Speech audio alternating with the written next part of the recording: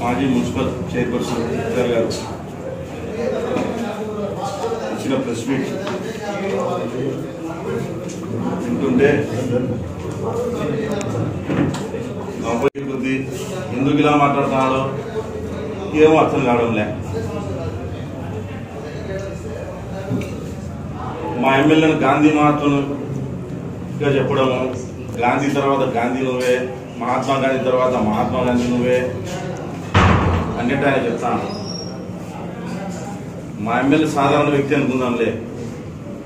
నువ్వైతే మా దృష్టిలో గాంధీ తర్వాత గాంధీ నువ్వే, గాంధీ మహాత్మ తర్వాత గాంధీ మహాత్మ నువ్వే. ఎందుకు చెప్తానంటే ఈ మాటలు, మా ఎమ్మెల్యే అబద్ధాలు చెప్తానని మీరు అంటున్నారు. రైట్, మా ఎమ్మెల్యే అబద్ధాలు చెప్తాను. నువ్వైతే అంతా సత్యమే చెప్తాడా కాబట్టి నీ నోరు తెలిసేదే సత్యమే వస్తుంది, అబద్ధం అనే పదమే రాదు. అందుకు గాంధీని బిరుదు నీకే స్థానం మేము అందరం కలిసి. విషయానికి వస్తే మైనార్టీస్ వార్డుల్లో నేను తిరిగినా, నేను ఓట్లు వేయించుకున్నా, ఓట్లు వేయించినా, ప్రసాద్ రెడ్డి గెలుపుకు నేను దోహదపడినా అని చెప్తాను. నేనంటే షేక్ ఉపయాలుగా మొత్తం వన్ సైడ్ అయిపోయి మైనార్టీస్ ఓట్లు వేసాను.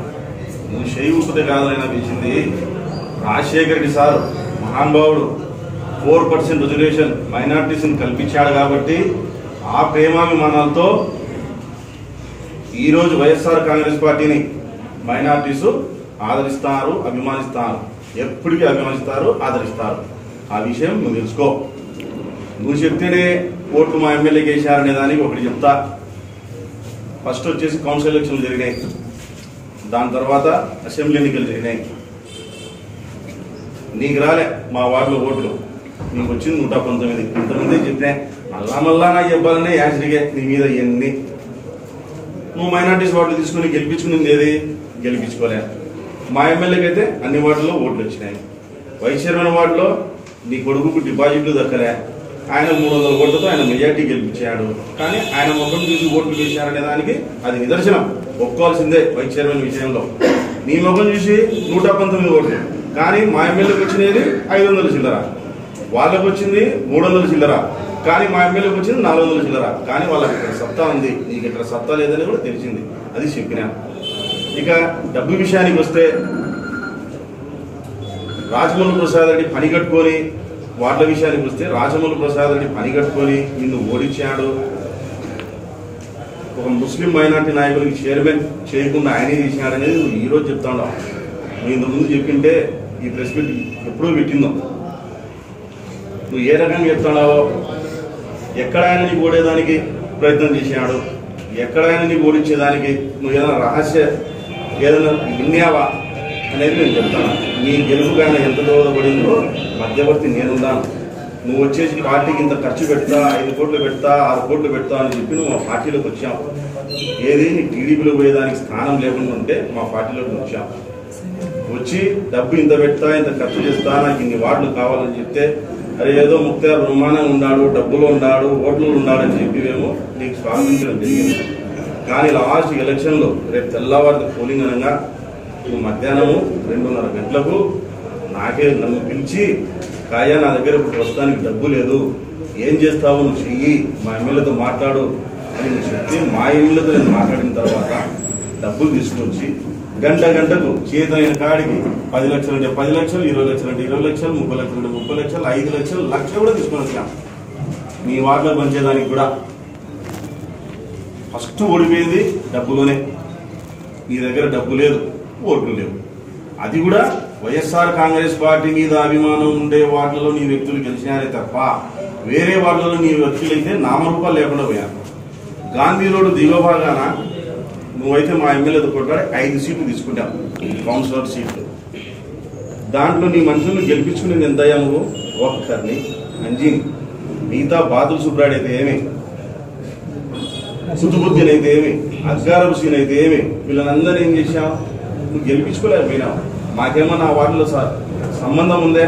నువ్వు వార్డులు తీసుకుంటావు, నువ్వు గెలిపించుకోవాలి. మా వార్డులు మేము తీసుకునేటి మేము చెప్తాం.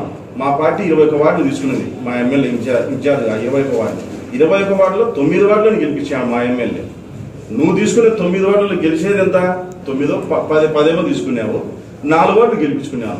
అది ఏంది గెలిపించుకునేది కూడా మైనార్టీస్ వార్డులో మా వైఎస్ఆర్ కాంగ్రెస్ పార్టీకి అభిమానం ఓట్లు ఉన్నాయి కాబట్టి నీ వ్యక్తులు గెలిచారు.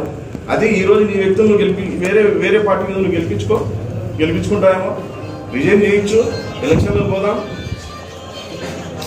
అనవసరమైన మాటలు, అబద్ధం మాటలు ఏ రకంగా మాట్లాడాలనిపిస్తుందో తల్లాడంలే.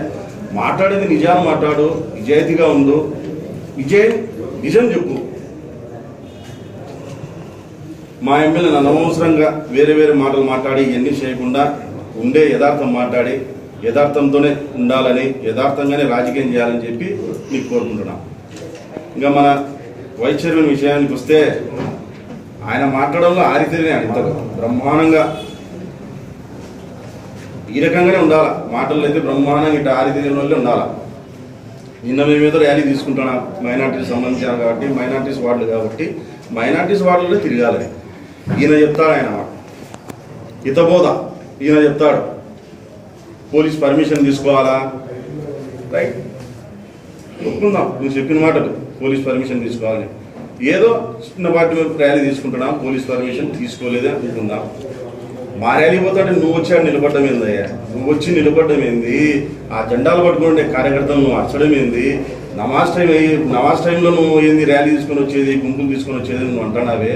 అయ్యా ఆ రోజు నేను కూడా నమాజ్ పోయినా, మా స్టేట్ లీడరు ఖాదర్ బాషా నమాజ్ పోయారు, అక్కడ ఉండే మాజీ కౌన్సిలర్ హమీదు నమాజ్కి వచ్చాడు, ఇప్పుడు ప్రజెంట్ కోఆప్షన్ మెంబర్ ఆయన, వాళ్ళందరూ నమాజ్కి వచ్చారు. మేమందరం నమాజ్ చేసుకున్నాం, బయటికి వచ్చిన తర్వాత మళ్ళా మేము దారి కూడా బయలుదేరడం జరిగింది.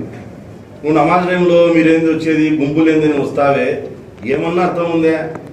ఇటువంటి గల్లాటలను ప్రేరేపించేది మీరు. మళ్ళా ప్రెస్ మీట్లలో వచ్చేసి ముస్లింలకు తగాదాలు పెడతాడు రాజమల్లు. ఏం మాట్లాడతారు? రాజమల్లు ఎందుకు పెడతాడయ్యా తగాదాలు? ఎవరు ఏ నాయకుడు పెట్టారు? మాకుంటుంది ఇది, నేను పైకి రావాలనేది ఈ గోక్కోవడం ఎక్కువ ఉంటుంది. ఆ దాంట్లో భాగమే ఇవన్నీ జరిగేది. ఇంతకుముందు మీరిద్దరు తగాదాల వల్లే ఎమ్మెల్యే ఎలక్షన్లలో ఎందుకు పన్నారు? నేను పెద్ద కావాలని చెప్పి మీరు తగాదాలు పన్నారు. దాన్ని మీరు నిజమైన మార్గంలో నడచండి. మీకంటే మేము చిన్నోళ్ళమే కదా, మీ మార్గంలో మేము నడుస్తాము అని వాళ్ళు కూడా ఎంత సాఫీగా చేసుకుంటారు, ఏం గలాటలు చేసుకోకుండా చేసుకుంటారు. మేము కూడా అట్నే రావాలా, మేము కూడా అట్నే ఉండాలని చెప్పి మిమ్మల్ని ఆదర్శంగా తీసుకొని మేము వస్తాము. నిలబడేది మీరే, గలాటలు ప్రేరేపించేది మీరే, మళ్ళా మేమంతా ఒకటిగా ఉండాలంటారు. ఎట్ట మాట్లాడతారు ఎన్ని మాటలు?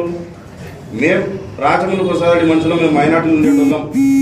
ఒక్కరు ఎవరన్నా అన్యాయంగా ఎవరన్నా కొట్టడం కానీ గలాటలు చేయడం కానీ మా మైనార్టీస్లో ఎవరన్నా చేశారా? మీ చెప్తే కనుక హిస్టరీ చెప్తాం, ఎక్కడ గలాటలు చేసింది, ఏం చేసినవి. ఆ స్టేషన్లో పోతే కొల్లలు ఉన్నాయి కేసులు. మీరా మా చెప్పేది? గలాటలు ప్రసాద్ రెడ్డి రేపిస్తాడు, గలాటలు చేపియాలని చూస్తున్నాడు, మాకు తగాదా పెట్టాలని చూస్తున్నాడు. ఏ అబద్ధం ఎంత మాట అన్నా కానీ దాంట్లో ఏం లాభం ఉండదు. 10 మాటలు అబద్ధం మాటనే, ఒక్క మాట కూడా ఉండదు. ఒక్క మాట నిజం మాట్లాడండి, దానికి 10 మార్కులు వస్తాయి. 10 అబద్ధాలు మాట్లాడితే 1 మార్కు కూడా రాదు. అది ఏదో ఒక రోజు బయటపడుతుంది. ఆ రోజు మిమ్మల్ని చీదరించుకుంటారు. ఎవరు దౌర్జన్యకారులు, ఎవరేం చేస్తారనేది ప్రొద్దుటూరు మైనార్టీ ప్రజలకు అందరికీ తెలుసు. మీదటైనా కానీ మీరు చేసుకునే కార్యక్రమాలు చేసుకోండి, మేము చేసే కార్యక్రమాలు మేము చేసుకుంటాము. మీ దారి మీది, మా దారి మాది, మీ పార్టీ మీది, మా పార్టీ మాది. ఎవరికి చేసుకోవాలి చేసుకోండి. మీరందరి కావడం ఎందుకు? మళ్ళా ముక్తారని చెప్తాడు, ఊరికి వాళ్ళను బలి పశువులు చేయకండి, వాళ్ళకి బలి ఇవ్వకండి.